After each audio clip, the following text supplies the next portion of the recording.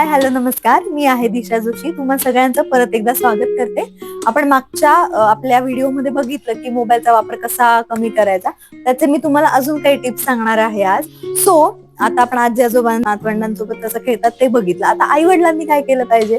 सगळ्यात महत्वाचं म्हणजे आई वडिलांनी आधी स्वतः मुलांसमोर स्क्रीन टाइम कमी केला पाहिजे.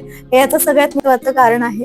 तुम्ही एकदा पुस्तक वाचायला घ्या, मुलं आपोआप पुस्तक वाचायला घेतील. त्यानंतर मुलांसोबत योगा करणं, त्यांच्यासोबत छान छोट्या छोट्या गोष्टी सांगणं, त्यांना सांगणं, त्यांच्याकडून गोष्टी ऐकून घेणं, जे आपण आजकाल बिलकुलच करत नाही.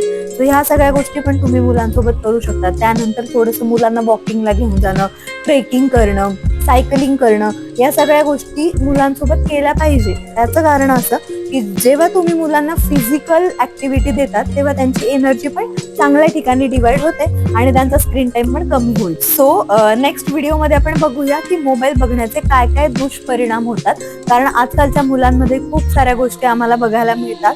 सो ते बघूया आपण नेक्स्ट व्हिडिओमध्ये. So stay tune. Happy parenting.